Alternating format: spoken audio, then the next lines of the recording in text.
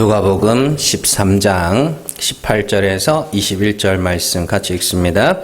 그러므로 예수께서 이르시되 하나님의 나라가 무엇과 같을까? 내가 무엇으로 비교할까? 마치 사람이 자기 채소밭에 갖다 심은 겨자씨 한 알 같으니 자라 나무가 되어 공중의 새들이 그 가지에 깃들였느니라. 또 이르시되 내가 하나님의 나라를 무엇으로 비교할까? 마치 여자가 가루 서말 속에 갖다 넣어 전부 부풀게 한 누룩과 같으니라 하셨더라. 아멘. 누가복음 119번째 시간입니다. 집이라고 다 같은 집인가? 오늘 우리가 살펴볼 말씀은 이거를 어떻게 읽어야 될지 모르겠어요. 겨자 씨의 비유도 아니고, 그죠? 또 겨자는 또 나무가 아니거든요. 그러니까 겨자 나무의 비유도 아니고, 하여튼 그렇습니다. 그래서 겨자 나무라고 할게요. 편의상. 오늘은 겨자 나무의 비유와 또 누룩의 비유입니다. 비유의 내용은 매우 간단합니다. 작은 겨자씨 하나가 자라면 나무와 같이 되고 그 아래에 새들이 깃들게 된다는 것이며 서말되는 가루에 누룩을, 작은 누룩, 요만큼 넣죠? 누룩을 넣으면 전부 부풀게 된다. 그런 비유입니다. 근데 예수님은 이 비유를 하나님의 나라에 대한 비유라고 말씀을 하시죠. 그래서 18절에서도 보시면 하나님의 나라가 무엇과 같을까 나오고 20절에서도 하나님의 나라를 무엇으로 비교할까 이렇게 설명하고 있습니다. 자, 그러니까 이 두 가지 비유는 하나님 나라에 관한 비유입니다. 그리고 대부분의 주석가들은 이 비유를 하나님 나라의 확장성에 대한 비유다 이렇게 설명을 합니다. 작은 씨앗에 불과한 것이 자라서 나무와 같이 되고 거기에 새들이 찾아오고 또 많은 서말이나 되는 가루에 누룩을 조금만 넣어도 다 부풀게 된다는, 그래서 확장성에 대한 비유다 이렇게 설명을 합니다. 그러나 저는 그게 다가 아니다 그렇게 생각을 합니다. 그걸로는 그냥 이 비유를 하나님의 확장성, 하나님 나라의 확장성이라고 그렇게 한마디로 정리하기에는 그 의미가 다 담기지 못하는 것 같은 그런 내용을 보게 됩니다. 그래서 오늘은 조금 더 깊이 있게 살펴보려고 합니다. 사실 이 비유는 누가복음뿐만 아니라 마태복음과 마가복음에도 나오는 비유입니다. 그러나 차이가 있어요. 마태복음과 마가복음에는 이 두 비유가 하나님 나라에 대한 비유들이 여러 가지가 나오는 중에 이게 이렇게 들어있거든요. 그런데 누가복음에서는 어떤 사건의 결과로 말미암아 이 비유가 주어지는 거거든요. 네. 그래서 오늘 말씀에 거기 한번 보시면은 제일 처음에 18절 말씀 보세요. 제일 처음에 뭐 나와요? 그러므로가 나오죠. 그러므로. 네. 그러니까 그러므로라는 말 자체가 앞의 사건의 결과라는 거 아닙니까? 그죠?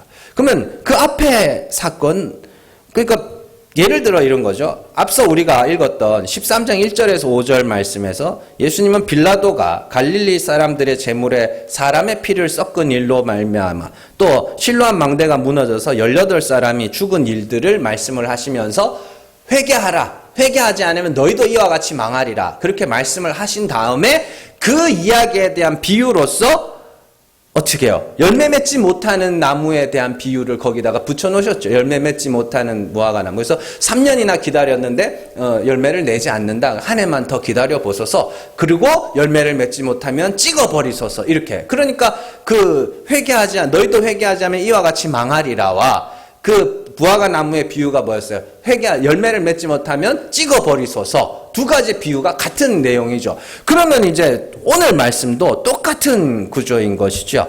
18해 동안 귀신 들려 꼬부라진 여자에게서 귀신을 쫓아내신 예수님에게 안식일에 일을 한다고 분을 내던 그 회당장, 예수님이 그렇게 말씀을 하시잖아요. 그리고는 그러므로 이렇게 나오는 겁니다. 그러므로 하나님의 나라가 겨자나무와 같고 가로서말에 넣어 모두 부풀게 한 누룩과 같다라고 말씀을 하시는 거죠.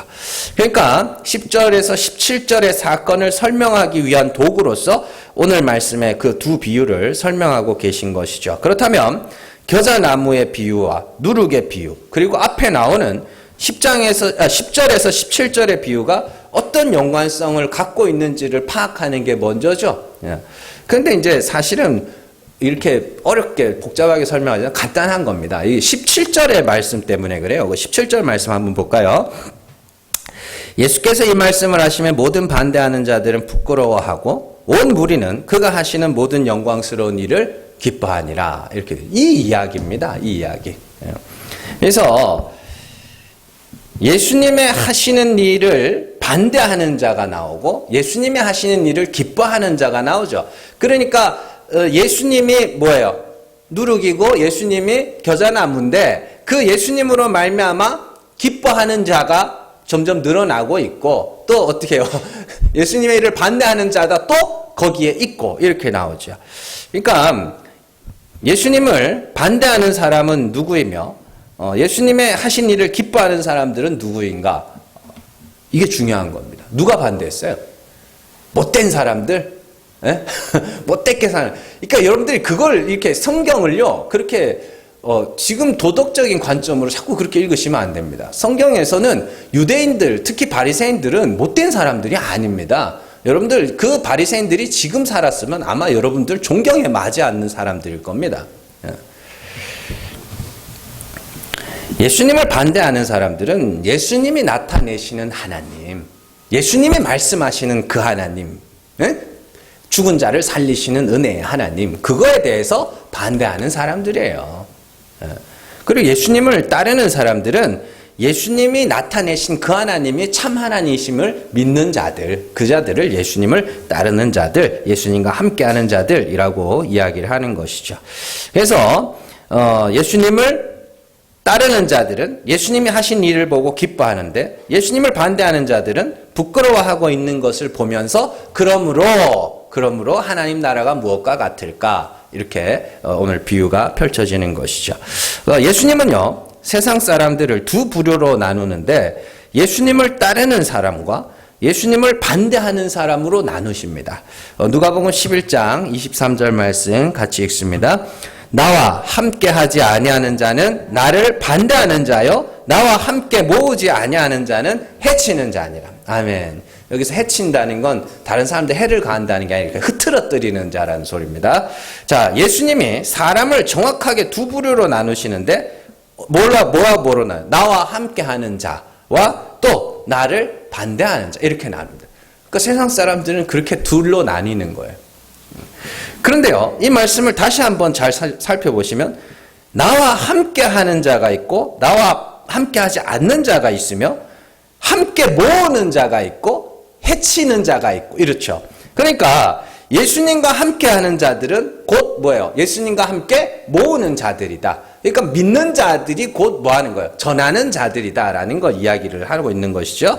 자, 그래서 예수님과 함께 한다는 것은 예수님이 나타내신 그 하나님이 참 하나님이심을 믿고 그 하나님은 죽은 자를 살리시는 분이니까 그리스도와 같이 죽고 그리스도와 함께 살아날 것을 소망하게 되는 그 자들이 그리스도와 함께하는 자들입니다. 자, 동시에 예수 그리스도와 함께하는 자들은 그리스도와 같이 모아야 하는 사명도 갖고 있는 사람들이죠. 자, 이게 중요한 겁니다. 자, 정확하게 전도라는 건 사람을 모으는 게 아닙니다. 전도는요, 사람을 모으는 게 아니고 택하신 자들을 모으는 겁니다. 정확하게 설명을 드릴게요. 자, 택하신 자들을 모은다는 것은 이미 택하신 자가 있다는 것이죠. 언제 택하셔요, 하나님? 창세 전에. 창세 전에 택하십니다. 이걸 이렇게 좀 설명을 하면은 참 재밌기는 한데, 시간이 길어지니까. 이미 완성된 하나님 나라가 있어요. 거기에 이미 성도들이 있습니다.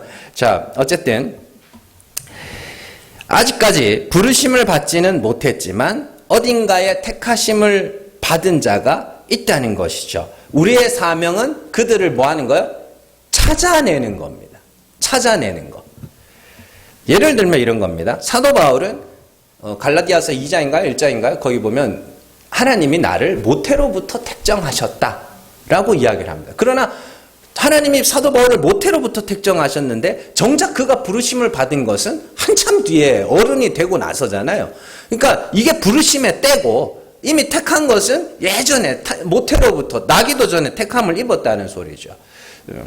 그럼 마찬가지입니다.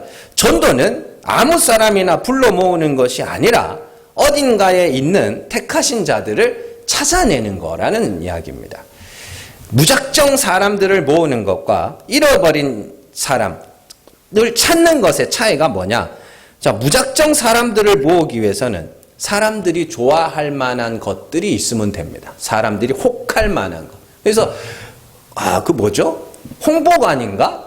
그 어르신들 있잖아요. 연세 많으신 어르신들 가가지고 홍보관에 가가지고 막 밥도 주고 뭐 선물도 잔뜩 주고 막 선물들도 다 부피가 큰 걸 줍니다. 값 싸고 부피 큰 거 있잖아요. 비닐로 이런 거. 주면 그걸 잔뜩 안아옵니다. 그래서 또 내일 또 오세요. 또 갑니다. 그러면 이제 어떻게 해요? 그 가수 있잖아요. 막 해가지고 막 춤도 추고 막 재밌게 해줍니다. 사람들이 재밌어서 막 가거든요. 그럼 이제 막 약 팔잖아요. 거기서 약 수백만 원짜리 팔고 그러잖아요. 그러니까 사람들이 혹할 만한 게 있으면 거기 사람이 뭐예요? 실제로 옛날에 그 방배동에 어느 교회가 있습니다. 어느 교회에 거기에 되게 유명한 가수가 중등부 교사였어요. 중등부 교사였어요. 그래가지고 그 일대 중학교에서 그 교회에 완전 막 어마어마하게 가가지고 엄청나게 부흥했던 그런 이야기가 있습니다. 그리고 그 연예인이 이제 다른 데로 갔거든요. 그 교회는 어떻게 됐겠어요? 싹 다 빠져나가지고. 뭐 사람들은 그렇게 이야기합니다. 사람들 많이 모아놓고 거기서 복음 전하면 거기서 사람들이 믿는 사람들이 있지 않겠냐. 택하신 자가 아니면 올바른 복음이 증거됐을 때 택하신 자가 아니면 절대로 알아듣지 못합니다. 자, 그러나 이게 사람들을 무작정 모으는 거예요. 그러나 사람을 찾는다는 건 여러분들이 뭘 생각하시냐면 예전에 저는 엄청 어릴 때입니다. 이산가족 찾기. 아시죠? 그 이산가족 찾기 할 때 아무나 막 그래요? 북에서 내려왔다 그러면 다 막 내 형제라 막 그러고 막 그래요? 그거 아니잖아요. 막 이 종이 지금도 기억이 납니다. 이만한 종이에다가 막 뭐 특징 같은 거죠. 뭐 옆구리에 점이 있었고 뭐 그러면서 어디서 흥남 부대에서 헤어졌고 뭐 아버지 이름은 누구고 어머니 이름은 누구고 이런 걸 막 적어 놓잖아요. 그래놓고 그걸 들고 다니면서 뭐예요? 서로 찾아다니는 거 아닙니까? 거기 이산가족 찾기에 그 수많은 사람들이 몰려 있다고 해서 그 사람들 보고 아무나 다 내 가족이다, 내 식구다 그러지 않잖아요. 증거가 있어야 될 거 아닙니까? 내 형제라는 증거, 내 자녀라는 증거, 내 부모라는 증거가 있어야 될 거 아닙니까? 그러니까 성도가 복음을 전하고 예수를 전하고 전도를 한다는 건 이 증거를 갖고 사람을 찾아내는 거라니까요. 그러면 그 증거가 뭐냐? 십자가의 도예요. 복음이에요. 십자가라고요. 그러니까 우리의 전도는 단순히 사람을 모으는 것이 아니라 확실한 증거를 갖고 사람을 찾아내는 겁니다. 그런 의미에서 교회는 아무나 올 수 있는 곳이 아닙니다. 문은 열려 있고 누구나 올 수 있지만 아무나 오지는 못하는 그런 곳이죠. 요한일서 4장 5절에서 6절 말씀 같이 읽습니다. 그들은 세상에 속한 거로 세상에 속한 말을 하매 세상이 그들의 말을 듣느니라. 우리는 하나님께 속하였으니 하나님을 아는 자는 우리의 말을 듣고 하나님께 속하지 아니한 자는 우리의 말을 듣지 아니하나니 진리의 영과 미혹의 영을 이로써 아느니라. 아멘. 잘 보시면요. 세상에 속한 자들은 세상에 속한 말을 하면 그 말을 따라갑니다. 그러나 하나님께 속한 자는 하나님께 속한 말을 하면 그들을 따라가게 되는 거죠. 그러니까 이미 세상에 속한 자와 이미 하나님께 속한 자는 정해져 있어요. 다만 그게 누구인지를 모를 뿐입니다. 그러니까 전도는 뭐 하면 돼요? 진리의 영을 받은 자들이 하나님께 속한 말을 하면 될 거 아닙니까? 그럼 하나님께 속한 말이 뭐예요? 그리스도께서 나타내신 하나님. 그 하나님을 증거하고 그래서 회개하라 천국이 가까웠느니라. 이게 무슨 말이냐고요 그게. 죽으라는 이야기. 하나님이 죽은 자를 살리시는 분이시니 너는 회개하고 뭐하라는 소리예요. 죽고 하나님의 긍휼을 구하라는 겁니다. 죽는다는 게 늘 말씀드리지만 우리 목숨을 잃는 게 아니란 말이에요. 나는 불가능한 자입니다 라는 고백이 죽는 거예요. 예수님도 이와 똑같은 말씀을 하신 적이 있습니다. 요한복음 10장 3절에서 5절 말씀 같이 읽습니다. 문지기는 그를 위하여 문을 열고 양은 그의 음성을 듣나니 그가 자기 양의 이름을 각각 불러 인도하여 내느니라. 자기 양을 다 내놓은 후에 앞서가면 양들이 그의 음성을 아는 고로 따라오되 타인의 음성은 알지 못하는 고로 타인을 따르지 아니하고 도리어 도망하느니라. 아멘. 자, 예수님께서 나는 양의 목자야. 나는 목자야. 나는 선한 목자야. 이렇게 말씀을 하십니다. 그러면서 뭐라 그러냐면 내가 양의 이름, 자기 양의 이름을 불러 인도하여 내면 양들은 그 목자의 양은 그 목자를 따라간다는 거예요. 그런데 그 양들 중에 목자의 양이 아닌 양들이 있다는 거죠. 그렇죠. 그러면 그들은 목자의 음성을 알아듣지 못하고 따라가지 않는다고 이야기를 하는 겁니다. 이는 애초에 목자의 음성을 듣는 양들이 정해져 있다는 겁니다. 여러분들, 사도 바울이 자기가 그냥 쭉 생각을 해가지고 상상을 해가지고 창세전에 택하신 자가 있고 그런 게 아닙니다. 여러분들, 그러면 사도 바울이 사기꾼이에요. 그건 이단이 되는 거예요. 특히 하나님의 택하신 자들에 대한 말씀이 많이 나오는 게 요한복음입니다. 그래서 요한복음 1장 12절, 13절 영접하는 자, 곧 그 이름을 믿는 자들에게는 하나님의 자녀가 되는 권세를 주셨으니 이는 혈통으로나 육정으로나 사람의 뜻으로 나지 아니하고 하나님께로서 난 자들. 그러면 이렇게 쭉 연결하면 이렇게 됩니다. 영접하는 자가 있는데 그들은 하나님께로서 난 자들이구나. 그래서 예수님도 요한복음 17장에서 십자가에 못 박히시기 전에 하나님 앞에 기도를 하죠. 기도를 할 때 뭐라 그러면 아버지께서 내게 주신 자들. 이렇게 이야기합니다. 아버지께서 내게 주신 자들. 제자들을 향해서도 너희가 나를 택한 것이 아니라 내가 너희를 택했다. 이런 복음서의 말씀을 근거로 해서 사도 바울이 창세전에 택하심을 받은 자가 있다라는 그런 교리들을 서신서에서 쓰고 있는 겁니다. 그러니까 그런 거예요. 그리스도를 영접하는 자들은 이미 뭐 하는 거예요? 이미 정해져 있습니다. 그러면 전도하는 자들은 뭐 하는 거예요? 이미 정해져 있는 자들을 찾아다니는 겁니다. 사람들을 무작정 끌어모으는 게 아니라. 그래서 복음 전하는 자들이 해야 되는 일이 뭐예요? 복음만 전하는 겁니다. 십자가만 전하는 거라고요. 고린도전서 1장 18절 같이 읽습니다.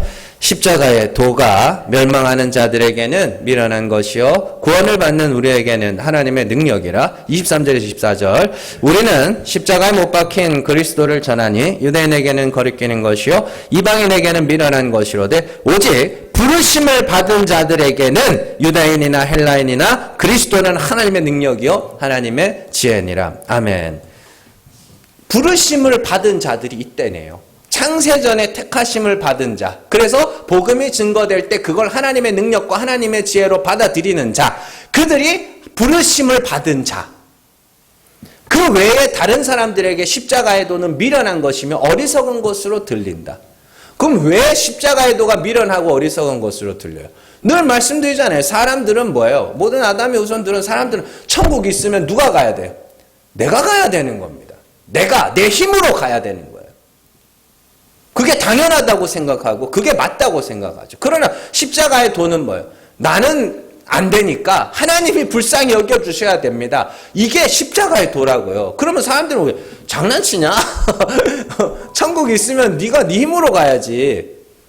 전쟁의 예를 들어도 전쟁을 하려면 네 힘으로 전쟁을 해야지. 네가 힘을 키우고 네가 국방력을 키우고 네가 무기를 강화해서 네가 전쟁을 해야지. 그런데 이스라엘의 전쟁은 어때요? 맨날 뻑하면 하나님 앞에 달려. 하나님 어떻게 해요? 하나님 어떻게 해요? 그러면 하나님이 뭐 어떤 때는 우박을 내리시고 어떤 때는 막 이상한 소리를 들리게 해가지고 어떤 때는 서로 막 전쟁하게 해가지고 죽이고 막 이렇게 한다고요. 그게 십자가의 도라는 겁니다. 나는 안 됩니다. 하나님이 하셔야 됩니다. 이거요.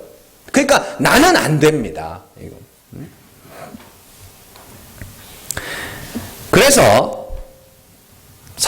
고린도전서 2장으로 가면 사도 바울이 그렇게 이야기하죠. 내가 너희 가운데 거할 때 예수와 그가 십자가에 못 박히신 것 외에는 아무것도 알지 않게 하기로 작정했다. 왜냐하면 예수의 십자가만 전해야 택하신 자들이 모이기 때문입니다. 십자가만 전해야 회개하며 하나님의 긍휼을 구하는 자들이 모이기 때문입니다. 십자가만 전해야 창세전에 택하신 진짜 성도들이 모이기 때문입니다.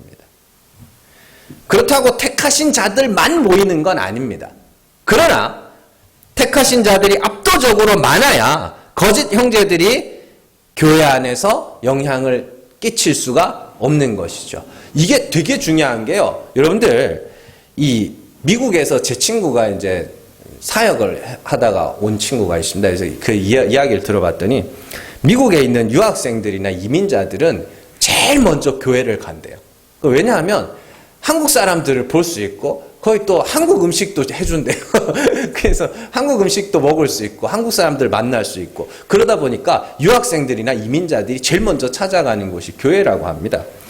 그런데요, 문제가 뭐냐면 이 예수 때문에 교회를 다니는 사람들보다 그 다른 목적 때문에 교회를 다니는 사람들이 많아지더라는 거예요. 이것 때문에 엄청난 문제가 많이 생긴대요. 엄청난 문제가. 생각지도 못한 문제. 심지어는요, 그런 말도 들었대요. 우리 예배 드리지 맙시다. 교회인데, 우리 예배 안 드리면 안 돼요. 뭐 이러더래요. 제 친구, 뭐 특별한 사정, 걔만의 특별한 사정일 수도 있겠지만, 많은 교회들이 그렇다고 합니다. 많은 교회들이. 자, 그러니까 왜 그래요? 십자가 외에 다른 목적으로 온 사람들이 많다 보니까 인간은 참 재밌어요. 사람의 숫자가 많으면 많을수록 그 영향력이 훨씬 더 강해지게 되는 것이죠.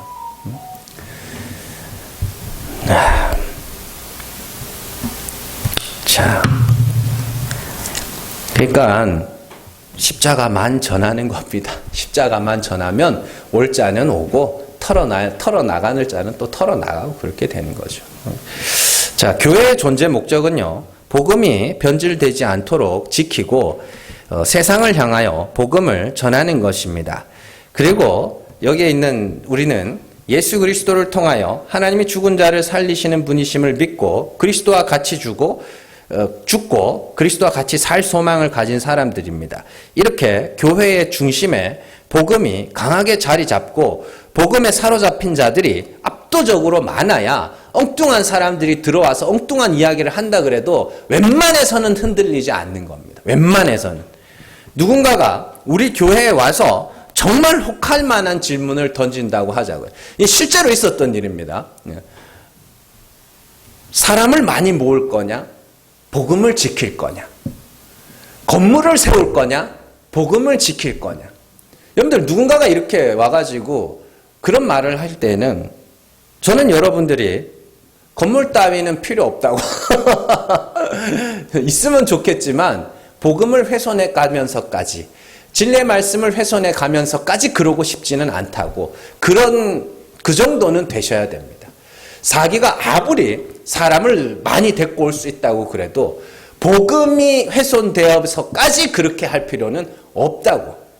그게 교회의 목적 자체를 상실시키는 겁니다. 실제로 있었던 일입니다. 자, 복음을 전할 때 많은 사람들이 찾아오면 더할 나위 없이 좋겠지만 사람이 찾아오지 않는다고 할지라도 복음이 변질돼서는 안 됩니다. 자, 왜 이런 말씀을 드리냐 하면 오늘 비유를 제대로 이해하지 못하면 무작정 사람들이 많이 오는 것에만 중점을 둘 수 있기 때문입니다. 오늘 말씀에 나오는 첫 번째 비유는 겨자나무의 비유입니다. 뭐 나무라고 이렇게 되어 있지만 사실 겨자는 나무가 아닙니다. 나무가 아니고요. 이 성지순례를 가는 사람들이 제일 보고 싶어하는 게 겨자나무라고 합니다. 그래서 겨자나무가 어딨냐고 성경에 이제 막 나오잖아요. 그래서 막상 이게 겨자나무라고 이렇게 보여주면요, 이런데요. 에게 높이가 한 요 정도 됩니다. 요 정도. 한 해살이 풀이에요, 풀. 그러니까 우리나라로 치면 그 코스모스 있죠? 그 나무라고 그래요? 그 나무도 아닌 것이, 그죠? 풀도 아닌 것이 그 정도 크기 되는 풀입니다. 예. 그러니까 여기에 새가 깃들인다는 게 뭐냐면 그냥 거기에 거주한다는 이야기거든요. 그러니까 우리가 겨자가 자라서 나무가 되면 막 새들이 거기에 둥지를 틀고 거기서 막 이게 아니에요. 깃들인다는 건 그냥 거기에 머무는 겁니다. 그러니까 되게 형편없는 집이라는 소리예요. 새들에게. 새들은 웬만해서는 거기 안 삽니다. 웬만해서는 거기 안 살아요. 그러니까 진짜로 집이 갈 곳이 없는 새들만 거기에 사는 거예요. 그러니까 이게 겨자나무의 비유예요.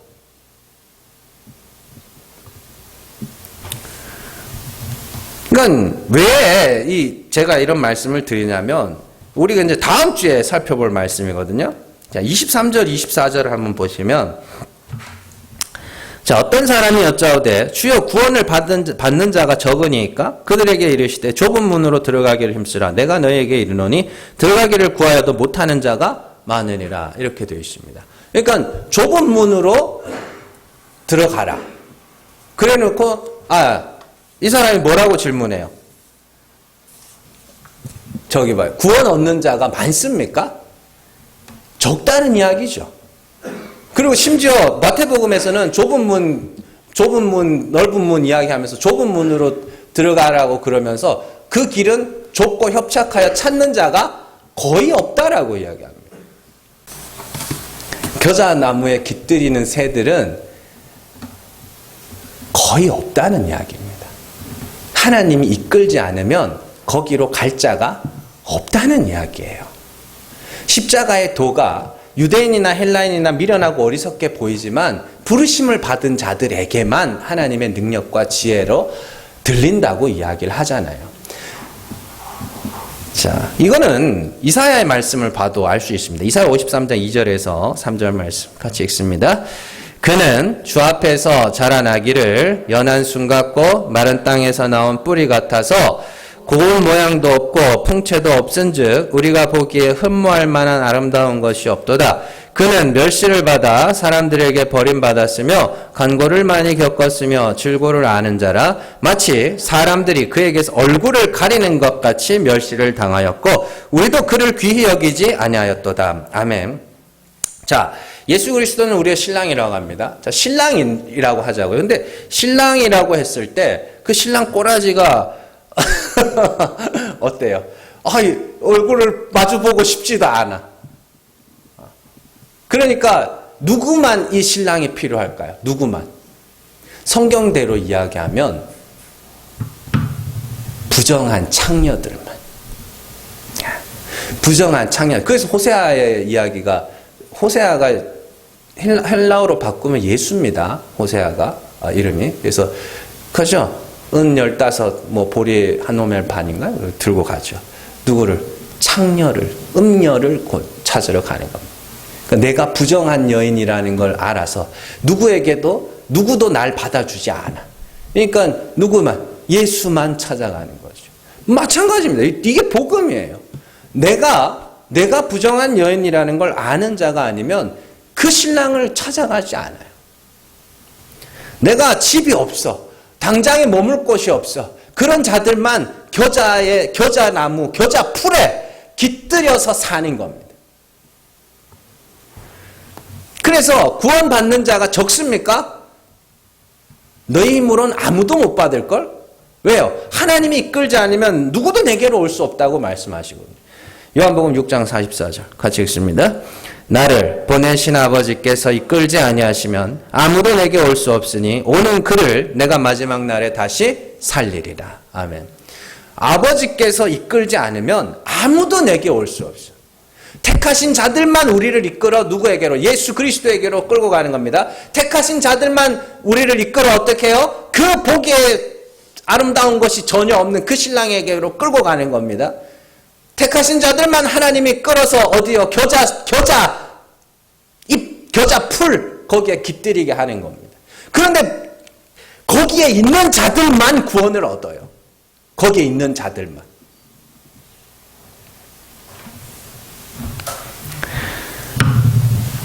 누룩의 비유는 겨자나무의 비유와는 조금 다른 비유입니다. 누룩은 밀가루와 반응하여 부풀게 만드는 것이죠. 이는 예수님에게 나온 자들, 앞에 비유로 치면 어떻게 해요? 겨자 나무에 깃들인 새들에게 일어나는 일입니다. 그들에게 어떤 일이 일어나요? 그리스도와 연합하게 되는 거죠. 그리스도와 합하여 그와 같이 죽게 되는 거죠. 자, 그래서 예수님이 이 두 비유를 통해서 하나님의 나라를 설명을 해주시는 겁니다. 비유는 그래요. 겨자나무에 깃들이게 되는 새는 거기가 아니면 갈 곳이 없어요. 네. 그게 겨자나무 비유의 핵심입니다. 그리고 예수에게로 나간 자들은 어떻게 해요? 그리스도와 같이 연합하여 그와 같은 죽음을 죽게 된다. 그러나 그게 끝이 아니죠. 하나님이 그를 죽은 자 가운데서 살리신 것처럼 그리스도와 같이 죽은 자들도 다시 살리게 되는 그런 이야기죠. 자, 그렇다면 하나님은 구체적으로 우리를 어떻게 겨자나무로 인도하시고 누룩과 같이 반죽될 가루가 되게 하시는가? 이는 사도 바울이 말한 남은 자들의 고백을 보면 알 수 있습니다. 로마서 9장 29절 말씀 같이 읽습니다. 또한 이사야가 미리 말한 바 만일 만군의 주께서 우리에게 씨를 남겨두지 아니하셨더라면 우리가 소돔과 같이 되고 고모라와 같았으리라다 함과 같으니라. 아멘. 자, 이 말씀은 하나님의 인도하심을 받는 사람들에게 어떤 일이 일어나는지를 설명해 주는 말씀입니다. 여기서 자, 만일 만군의 주께서 하나님 여호와 하나님께서 우리에게 씨 자손입니다. 자손을 남겨두지 아니하셨더라면 하나님의 자손 누구예요? 예수 그리스도. 예수 그리스도를 우리에게 남겨두시지 않았더라면 이 다음이 중요한 거예요. 우리는 소돔과 같고 고모라와 같았으리라. 예수가 아니면 나는 멸망받아야 될 자야. 예수가 아니면 나는 지옥에 갈 자야. 여러분들은 하나님은 여러분들과 함께 하셔서 요걸 알게 하시는 거예요. 요걸. 잘 기억하셔야 됩니다. 하나님이 여러분들과 함께 하신다는 증거는 나는 예수 아니면 지옥불에 던져져야 될 자구나. 그러면 여러분들에게는 뭐가 하나님이 여러분들의 죄를 어떻게 하겠어요? 다 고발해내는 거죠. 하나님은 성령을 통하여 택하신 자들에게 예수가 아니면 죽어야 할 죄인임을 끊임없이 알게 하시고 보게 하시고 기억하게 하시는 겁니다. 그래서 성도의 죄는 반드시 드러나야 하며 반드시 드러나게 되어 있습니다. 여러분들의 죄가 여러분들의 눈에 보이기 시작하면 그때가 하나님이 여러분들에게 역사하시는 때고 성령이 여러분들에게 역사하시는 때입니다. 그때가요. 옆에서 아무리 네 죄를 알아라, 네 죄를 알아라 그러면 싸움만 나지 아무리 말해도 모릅니다. 대놓고 막 네가 이때 몇 날 몇 월 며칠에 뭐 이렇게 이때 이렇게 말했고 네가 이렇게 이때 몇 날 며칠에 무슨 죄를 져 이러면요 그냥 싸움 납니다. 그런데요 가만히 놔둬 보세요. 정말로 하나님이 여러분들 안에서 여러분들의 죄를 기억나게 하고 그것 때문에 한숨 짓게 하고 애통하게 하고 탄식하게 할 때가 있습니다. 그때가 성령이 여러분들에게 역사하시는 때라고요. 그래서 여러분들 안에서 예수 아니면 큰일 날 뻔했네. 이게 나와야 된다고. 이게 여러분들 성령의 인도하심을 받는 자들에게서 일어나는 일이라고. 그게 올바른 신앙생활이라고요. 그래서 하나님이 뭐예요? 징계하신다 그래요. 사랑하는 자녀들 같이 징계하신다. 징계가 없는 자는 사생자여 친아들이 아니고 사생자들은 여호와의 총회에 들어올 수 없다고 합니다. 그러니까 하나님은 그의 아들이 될 자들을 반드시 징계하시는데 하나님이 징계하시는 이유가 뭐예요? 너 죄 지었으니까 죄값 받아라. 이거예요? 그거 아닙니다. 죄를 알라고. 자, 구약성경의 제일 대표적인 하나님의 징계가 뭐예요? 칼과 가뭄과 기근입니다. 이 세 가지. 그런데요, 왜 내리셔요? 죄 지었으니까 죄값 받아라. 벌 받아야 죄를 지었으면, 뭐 영화 대사에도 있죠. 죄를 지으면 벌을 받아야 된다 그러더라. 뭐 그러면서. 그런 게 아닙니다. 그게 아니라고요. 죄를 알라고. 죄를 지어놓고도 그게 죄인 줄 모르고 자기를 속이고 살아가고 있으니까 죄를 알라고 주시는 거예요. 그래서 여러분들 너무 자연스럽지 않습니까? 내가 뭐 가다가 갑자기 생각지 못한 변을 당하거나 생각지 못한 일을 당할 때 제일 먼저 진짜 여러분들 신앙생활 하시는 분들 내가 뭔 죄를 지었나? 그래서 죄가 기억나면 그러면 그 징계가 내게는 좋은 거예요. 우리는 하나님의 징계를 받아 우리의 죄를 깨닫고 그 죄로 말미암아 회개하며 우리를 대신하여 죽으신 예수 그리스도의 십자가의 가치를 알아가게 되는 겁니다. 그들이 하나님의 인도하심을 받아 겨자나무에 깃들이는 새들입니다. 그게 하나님의 인도하심을 받는 자들에게서 일어나는 일이죠. 그리고 십자가 앞으로 나가서 자기의 죄를 자백하는 자들은 반드시 거기서 죽은 자를 살리시는 하나님을 만나게 되는 것이죠. 그것이 누룩으로 말미암아 부풀림을 받게 될 가루들의 삶입니다. 자, 그런 운명에 처하게 될 자들에게 있어서 유일한 자랑은 뭐예요? 예수 그리스도. 예수 그리스도. 그래서 사도 바울은 조금 다른 이야기를 하면 누룩의 이야기를 하면서 고린도전서 5장 6절에서 8절 말씀 같이 읽습니다. 너희가 자랑하는 것이 옳지 아니하도다. 적은 누룩이 온 덩어리에 퍼지는 것을 알지 못하느냐? 너희는 누룩 없는 자인데 새 덩어리가 되기 위하여 묵은 누룩을 내버리라.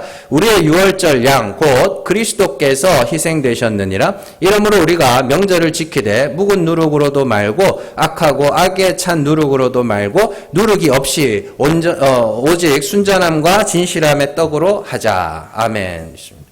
여기서 이제 누룩은 자랑하는 누룩이죠. 자기를 자랑하는 누룩입니다. 한 사람이 자기를 자랑하면 또 다른 사람이 자기를 자랑하고 그 옆에 또 다른 사람이 자랑하기 때문에 그 누룩을 제거해. 자기를 육체를 자랑하는 그 누룩을 제거해. 그리고 뭐예요? 예수만 의지해. 예수만 자랑해. 이게 고린도전서의 이야기죠. 그렇게 예수 그리스도만 의지하고 그가 아니면 지옥불에 던져져야 할 죄인임을 아는 자들에 의해서 십자가의 예수만 자랑하게 되면 또 다른 자들이 그걸 듣고 주께로 나오는 겁니다. 그게 전도가 일어나는 과정인 거죠. 그럼 누가 오겠어요? 똑같죠. 나와 똑같은 일을 당하는 자들이 나오겠죠. 그래서 성도들에게는 누가 잘났나의 싸움이 아무 의미가 없습니다. 여러분들이 진짜 성령의 인도하심을 받는 성도들이라면 누가 잘났나라는 그런 싸움은 정말 의미가 없다는 걸 아셔야 됩니다. 누가 기도 많이 하고 누가 봉사 많이 이런 게 아무 의미가 없다는 걸 아셔야 됩니다. 왜 그걸 서로 그걸 하고 있냐고. 자, 겨자나무에 새들이 깃들였습니다. 그 새들이 왜 겨자나무에 깃들여요? 거기가 아니면 갈 곳이 없거든요. 그 새들은. 그러면 뭐예요? 거기서 야, 내가 예전에는 내가 어느 집에 살았어. 의미 있어요? 아무 의미 없습니다. 서울역 같은데, 서울역이나 영등포 같은 데 가면 노숙자들 많이 있죠. 그 노숙자분들이 참 의미 없는 싸움을 많이 합니다. 술을 막 드시고는 내가 옛날에 뭐가 의미가 있어요, 그게. 거기가 아니면 갈 곳이 없는데. 근데 그들은 거기서 그러고 있다니까요. 그런데 우리는 예수가 아니면 죽어야 할 죄인임을 알기 때문에 누가 죄를 더 지었고 덜 지었고 누가 더 많은 의를 행했고 더 많은 선을 행했고 이런 다툼들이 아무 의미가 없어지는 겁니다. 그저 예수, 오직 십자가, 오직 하나님의 은혜 그렇게 되는 겁니다. 그리고는 다른 이들에게 가서 야, 우리를 천국으로 보내주는 집이 있어. 근데 가봤더니 겨자나무네 풀이네 겨자네. 그럼 누군가는 그러겠죠. 뭐 이런 데를 소개해 주냐? 그러나 그 중에 어떤 사람들은 야, 이런 데가 있었어. 이렇게 되는 거죠. 네. 자, 기억하시고 정말로 그리스도에게 속한 자로서 그리스도와 함께 모으는 자로서 내가 택한 자이고 또 다른 택한 자를 찾아다니시는 여러분들 되시기를 주님의 이름으로 축원합니다. 기도하겠습니다.